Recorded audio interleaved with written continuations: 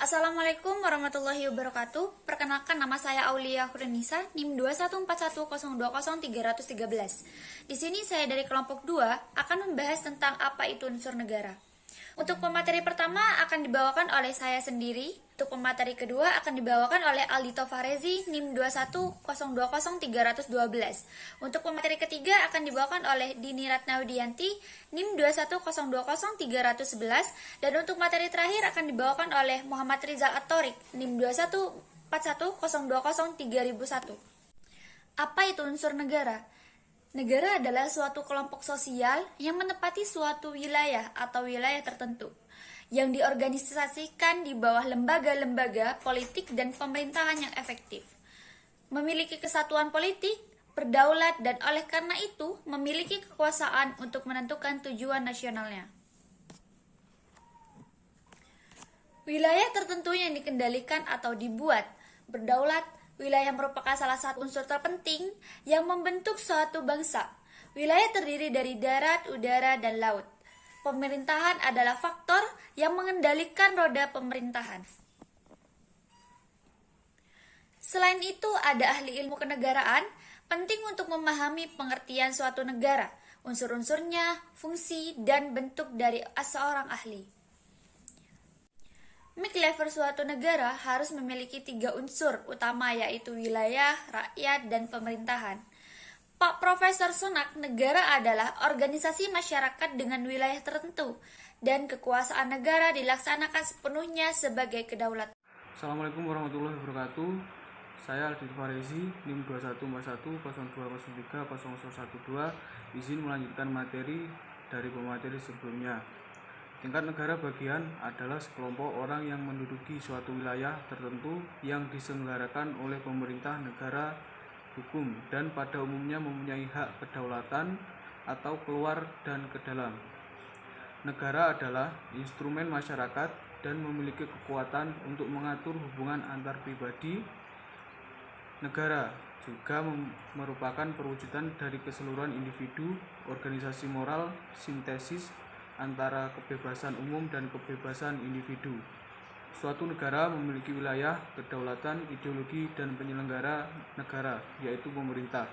Buku ini terutama membahas tentang pengertian ilmu nasional, ruang lingkup ilmu nasional, hubungan ilmu nasional, dan ilmu-ilmu lainnya, sistematika ilmu pengetahuan nasional, syarat-syarat terbentuknya negara, fungsi dan hakikat suatu negara. Assalamualaikum warahmatullahi wabarakatuh.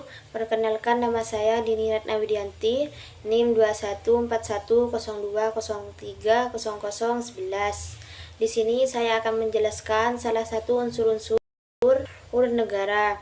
Salah satunya yaitu penduduk yang permanen, yang mana menurut Suryo Sakti Hadiwijoyo dalam bukunya yang berjudul Perbatasan Negara dalam Dimensi Hukum Internasional, rakyat atau masyarakat merupakan unsur utama terbentuknya suatu negara, dan pemerintah yang berdaulat.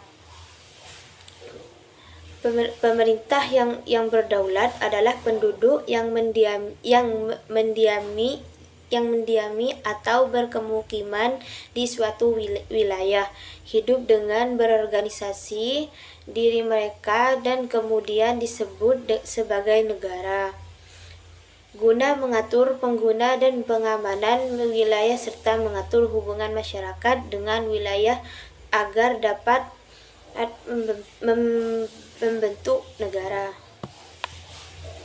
Cukup sekian dari saya. Assalamualaikum warahmatullahi wabarakatuh.